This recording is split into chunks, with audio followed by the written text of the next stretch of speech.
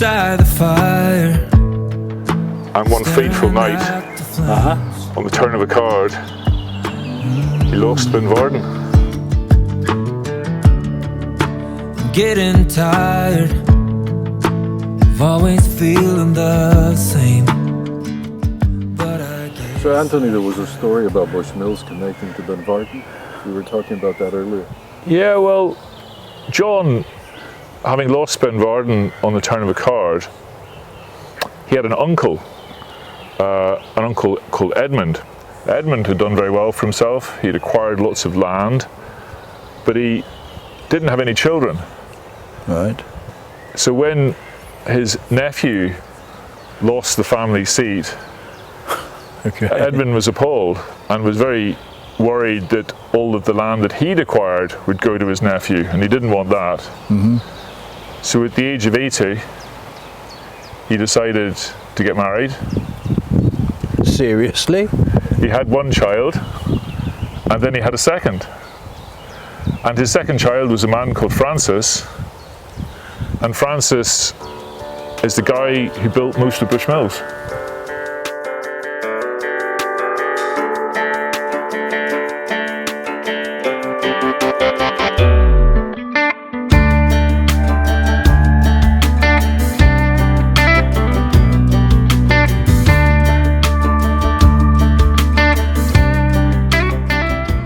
This looks lovely, Ken. Not bad, is it? So what are you going to do here? I'm going to do a slow shutter speed, and you see this white foam that's coming along? Yeah. Yeah, that will turn that into like streaks coming along the river. Yeah, pretty happy with that, George. So you know the next bit. If the shot works, here it is.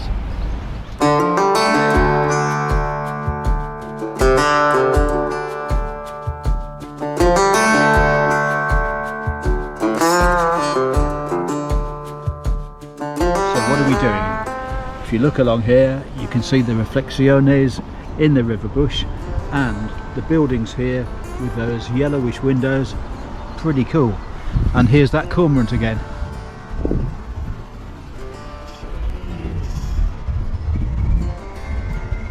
Has it got a salmon in its gullet? No. So you know the next line. If the shot works, have a look.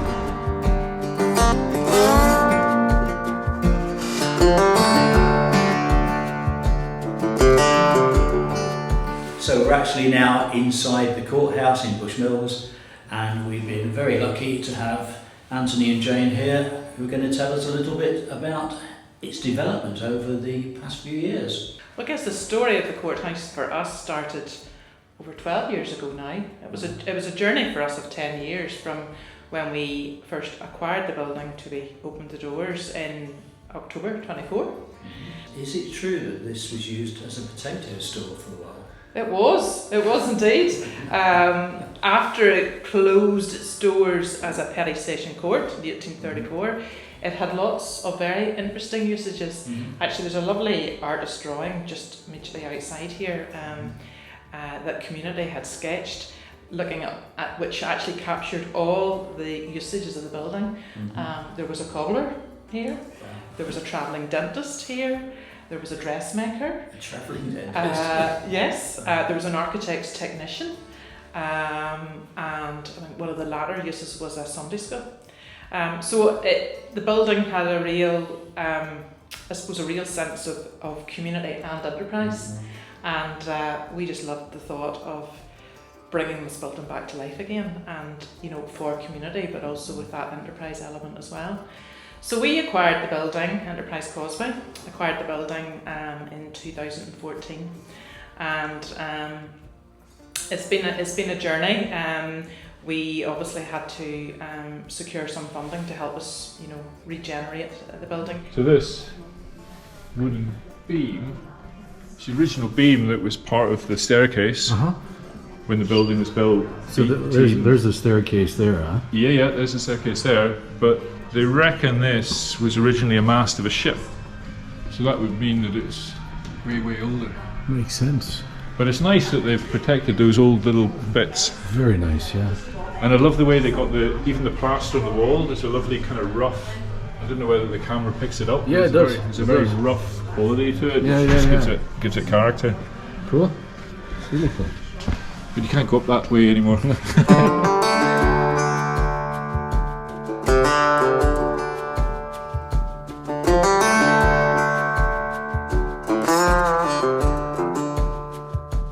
I think the only original artefacts really, these two rooms, and you see this beam here and the lovely beamwork that's next door, and the interesting door.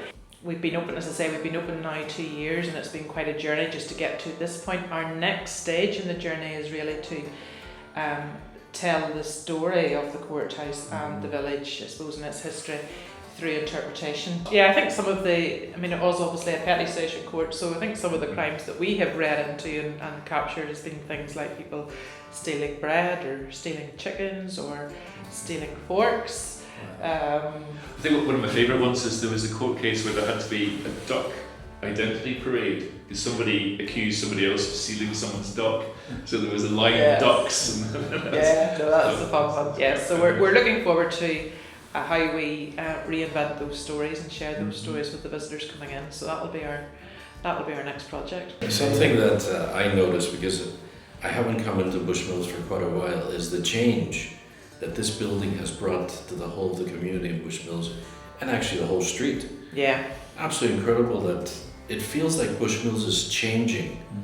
That's what it feels to me anyway. Well, that's great to hear, and I mean this building I think has been transformational for community. There's a lot of pride, local pride in this place, and a lot of people, claiming identity to it. It's sat strategically in the middle of the streetscape, so the community were really behind it in terms of wanting to see it brought back to life again. Yes, the cheese toasties are one to try. They're absolutely fabulous. So what do you say to people? Come to Bushmills. We have the courthouse, which has brought a lot of change into Bushmills. New businesses coming in. I'm fascinated at how the street is so vibrant. Yeah. And it feels really welcoming. So Yeah. people should come and visit Bushmills. They absolutely should. I mean, there's so much to do and see, in terms of really that, art and food. I think we're becoming a bit of a destination for that, aren't we? And of course, the whole history and heritage and culture for a conservation village.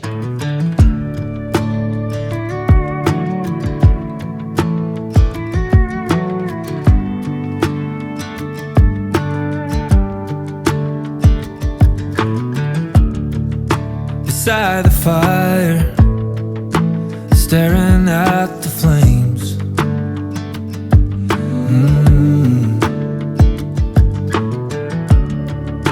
I'm getting tired of always feeling the same, but I guess I had it coming. 'Cause I'd be lying to say you're the problem. Shouldn't be thinking, but I can't help